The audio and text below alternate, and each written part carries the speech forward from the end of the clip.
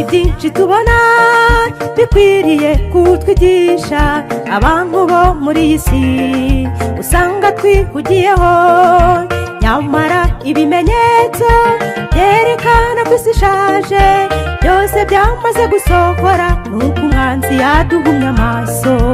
Hari byinshi tubona bikwiriye kutwigisha abantu bo muri iyi si usanga bihugiyeho, nyamara ibimenyetso byerekana ko isi ishaje byose byamaze gusohora, nuko umwanzi yaduhumye amaso. Mwuka wera tuboneze muri iki gihe kidasanzwe, duhindure abadasanzwe, ibiriho ntabwo bisanzwe, ibihe tugezemo biruhisha abagenzi. Mwuka wera muyobozi ngwino twiyoborere, Mwuka wera tuboneze muri iki gihe kidasanzwe, duhindure abadasanzwe, ibiriho ntabwo bisanzwe, ibihe tugezemo biruhisha abagenzi. Mwuka wera muyobozi ngwino twiyoborere.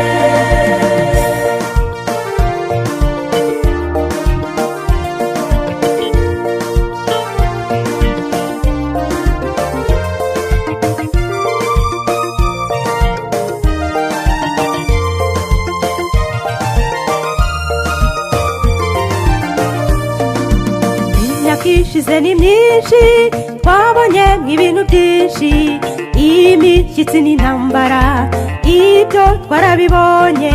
2020 korona virusi biraje yica abantu ku isi yose, ariko Mana turataturinze. Imyaka ishize ni myinshi twabonye nk'ibintu byinshi, imishyitsi n'intambara ibyo twarabibonye. 2020 korona virusi biraje yica abantu ku isi yose, ariko Mana twewe uraturinze. Mwuka wera tuboneze muri iki gihe kidasanzwe, duhindure abadasanzwe, ibiriho ntabwo bisanzwe, ibihe tugezemo biruhisha abagenzi. Mwuka wera muyobozi ngwino twiyoborere, Mwuka wera tuboneze muri iki gihe kidasanzwe, duhindure abadasanzwe, ibiriho ntabwo bisanzwe, ibihe tugezemo biruhisha abagenzi. Mwuka wera muyobozi ngwino twiyoborere.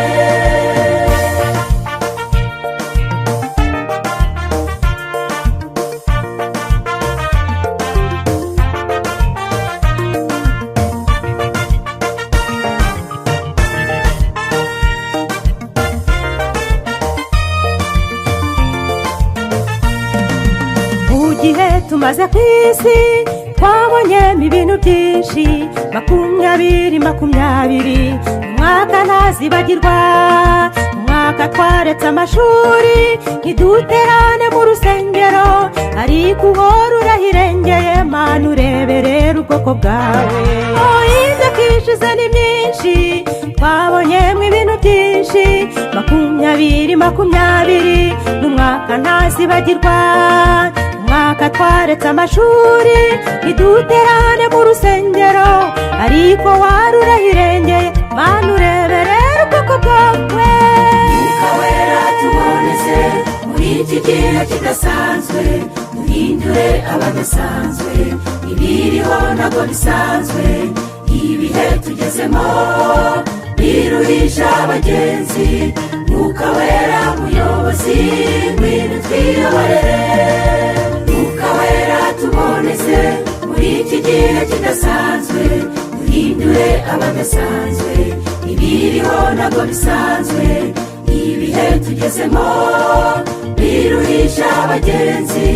Mwuka wera muyobozi ngwino twiyoborere, Mwuka wera tuboneze muri iki gihe kidasanzwe, duhindure abadasanzwe, ibiriho ntabwo bisanzwe, ibihe tugezemo biruhisha abagenzi. Mwuka wera muyobozi ngwino twiyoborere.